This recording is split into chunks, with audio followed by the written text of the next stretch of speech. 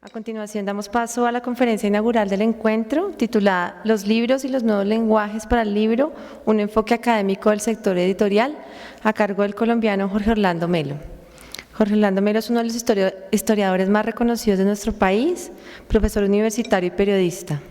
Fue consejero presidencial para los derechos humanos, consejero presidencial para Medellín y director de la Biblioteca Luis Ángel Arango por más de 10 años. Bienvenido. Muy buenos días y muchas gracias a la Cámara y a los organizadores del seminario por esta invitación.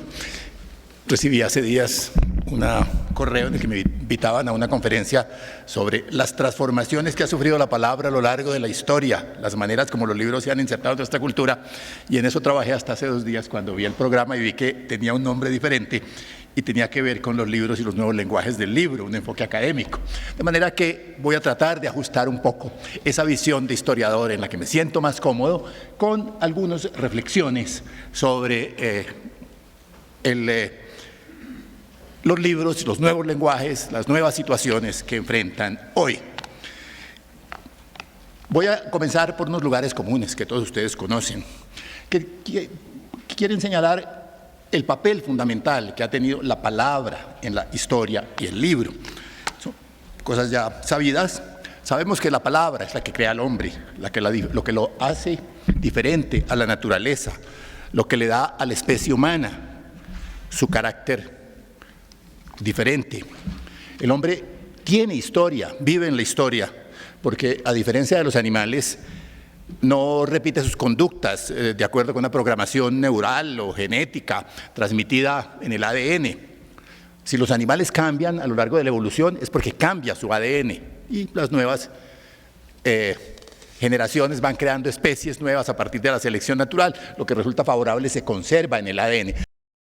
Y no transmiten lo aprendido, y ese es el carácter fundamental de la especie humana.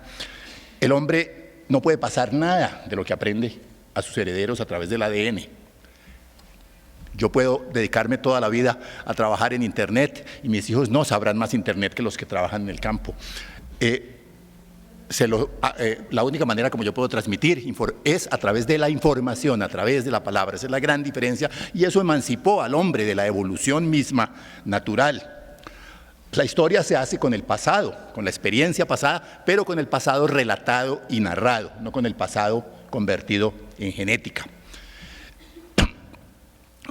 Por eso es que el hombre es un ser, en un sentido elemental, mínimamente filosófico libre, porque sus conductas no están predeterminadas por una estructura genética hecha, porque sus conductas surgen de la interrelación con los demás a partir de la información, y esa información se transmite por la palabra. En el comienzo era la palabra, casi que uno podría decir, en el comienzo era la palabra y vino el libro, pero la palabra es lo que hace al hombre. Y por eso yo voy a hacer un pequeño esquema muy elemental hablando de las grandes revoluciones de la palabra. La primera es simplemente la palabra. En algún momento, hace 100.000, 150.000 años, no lo sabemos bien, los antecesores del Homo sapiens desarrollaron la comunicación oral y simbólica. Encontraron que podían transmitir información a través de palabras a otros Homo sapiens, anticipar eventos, dar órdenes, ofrecer explicaciones. Y esto permitió a la especie humana, que era un puñado o a los antecesores de la especie humana, un puñado de animales, coordinar la acción y empezar a expandirse. Es la especie humana es la especie más exitosa del reino animal, pero su éxito proviene de la palabra, de la información. Esto les permitió colaborar, desarrollar herramientas, inventar algunas formas elementales de agricultura y de representación simbólica. Descubre el hombre el tiempo, la importancia de recordar, de anticipar la experiencia vivida, la anticipación, la esperanza. Pero la palabra oral, lo sabemos, es imprecisa, huidiza, escapa fácilmente. Y por eso las sociedades primitivas, que viven siempre en grandes peligros, tratan muchas veces de ritualizar la palabra para evitar el riesgo del cambio. Cuando miramos hoy las sociedades primitivas contemporáneas, encontramos que en muchas de ellas, antes de hacer las cosechas o de la siembra, se repiten rituales absolutamente iguales o que tratan de ser iguales a los que eran hace 100, 200, 500 años. Y se trata de que se haga la siembra en el mismo orden, en los mismos sitios, etc. Se trata, en cierta manera, de luchar contra el riesgo de la innovación. Las sociedades de la palabra oral descubrieron la posibilidad de la innovación, pero de alguna manera viven bajo la amenaza y el terror de la innovación, de manera que tratan de combatir eso, convirtiendo a la comunidad generalmente en una comunidad que busca la conservación, el mantenimiento del pasado, que trata de no cambiar. Por supuesto, esto es una simplificación extrema. Esta es la primera revolución de la palabra. La segunda revolución de la palabra, lo sabemos muy bien, es la de la palabra escrita. En algún momento, hace 5 o 6 mil años, en varios sitios del Medio Oriente, en América, aparecieron maneras de registrar esas palabras de una manera que se pudieran conservar. Marcas, incisiones, jeroglíficos, en tabletas, papiros, en cortezas, que permitían guardar la fecha de un evento, unas deudas, los nombres de los dioses, unos impuestos que iban a cobrarse a unas personas y que debían pagarse después de la cosecha. Y pronto, algunos pueblos semitas, y este es uno de los elementos fundamentales de esta innovación, encontraron la forma de utilizar estos signos, pequeños signos, para representar sonidos. De tal manera que el lenguaje humano oral se pudo grabar en la forma de la escritura. Por supuesto, hubo otras formas de escritura, las formas basadas en los gráficos, pero que resultaban mucho menos eficientes, porque acá, con 25, 30 signos, era posible escribir todos los idiomas. Y de este modo, con estos signos, entre el año 3000 y el año 600 de nuestra era, sobre todo en algunos lugares de Asia, pero también en África y en América, los escribas, los que sabían escribir, además de apuntar deudas, de apuntar cuentas, pusieron por escrito normas sociales, los famosos códigos de Hammurabi, las leyes, los códigos legales, los recuerdos o historias que tenía la sociedad de su pasado, las historias de los dioses. Pero esta era una escritura que hacía siempre un especialista. Así como la sociedad tenía un sacerdote, tenía también un escriba, alguien que era el que registraba en los papiros los acontecimientos, la historia de la muerte y nacimiento de los faraones, los códigos, lo que fuera. O el libro sagrado, en el que estaban todas las historias del pueblo, del pueblo elegido probablemente, y se guardaban en un arca especial.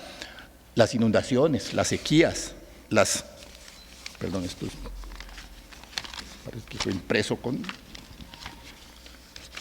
vuelta. Y los registros astronómicos permitieron, por supuesto, planear muchísimo más la agricultura e inventar sociedades muchísimo más complejas. De la escritura, de poder llevar estos registros, surgen los imperios iniciales, Mesopotamia, los imperios del agua, las sociedades del control de las inundaciones, Egipto, etcétera, porque sin palabra escrita es imposible manejar más de una pequeña comunidad en la que todo el mundo se ve cara a cara. La posibilidad del Estado surge, obviamente, de la palabra.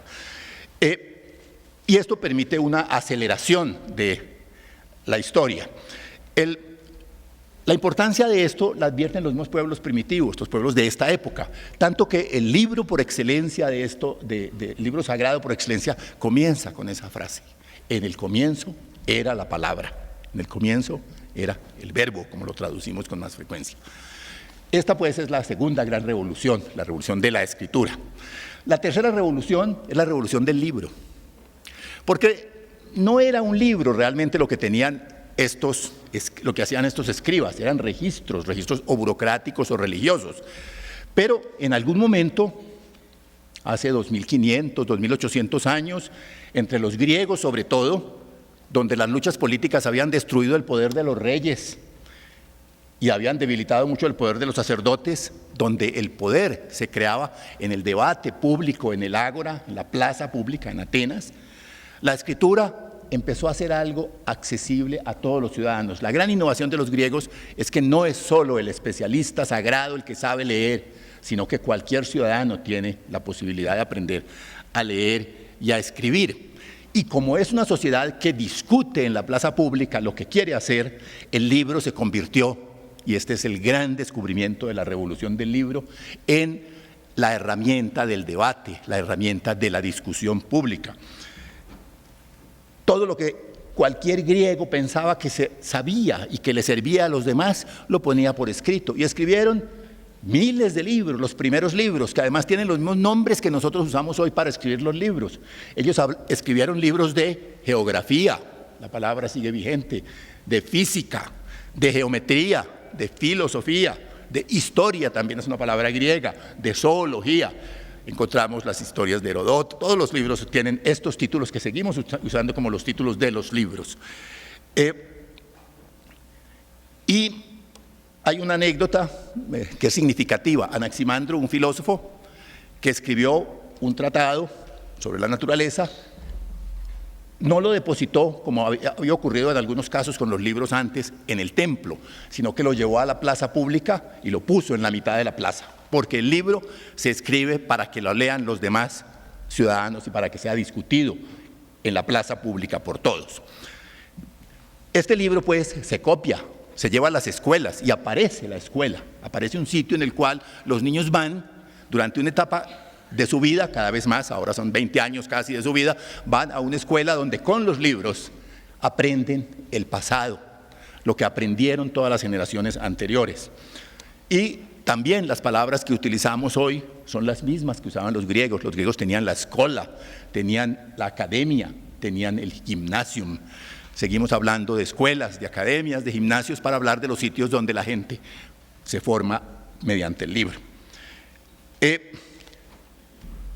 Todo el conocimiento se reúne en los libros, todo el saber. Y los libros se juntan en lo que los griegos también llamaron, como lo seguimos llamando, la biblioteca. La más famosa de todas, la Biblioteca de Alejandría, representaba la totalidad del conocimiento de la época, toda la experiencia acumulada de los seres humanos, y a veces se enfrentaba a los libros sagrados, al libro que decía la verdad eterna e intemporal, no la verdad que se construye continuamente por el hombre. Y por eso la destrucción de la Biblioteca de Alejandría parece como un triunfo temporal de quienes defendían el libro sagrado. Se atribuyen distintas versiones imprecisas, no muy demostrables, a los cristianos o a los árabes. El relato de los árabes nos dice que el califa Omar le preguntaron si se debían destruir todos los libros de la biblioteca, toda esta acumulación de saber de la humanidad. Y él contestó: los libros que estén en contra de lo que enseña el Corán deben destruirse, pues son perjudiciales y malvados. Y los que estén de acuerdo con lo que enseña el Corán deben destruirse porque son innecesarios. El libro sagrado de alguna manera pretende tener todo el saber que requiere la vida y hace inútil el resto del conocimiento y del saber. No estamos hechos para esta vida, estamos hechos para salvarnos del más allá. Es la visión más extrema, en cierta manera, de algunas de estas posiciones. Pero este triunfo de los enemigos del libro fue, como todos los triunfos de los enemigos del libro en la historia humana, breve y incompleto. El libro sobrevivió. Y precisamente los mismos representantes de estos libros sagrados, los sacerdotes en los monasterios medievales, en Irlanda o Francia o Italia, los